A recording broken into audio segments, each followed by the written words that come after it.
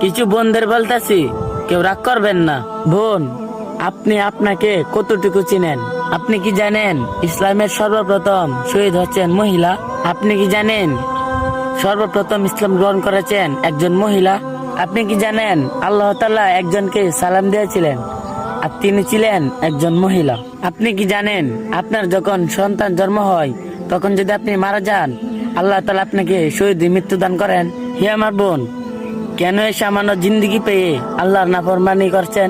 5,000 টাকা দিয়ে চুলে স্লিক করতে পারেন, কিন্তু 5 টাকা দিয়ে ব্যান কিনে চুল বাঁধতে পারেন না। কেন এই খোলা আকাশের নিচে আপনার চুলটা ছেড়ে দিয়ে ঘুরেন?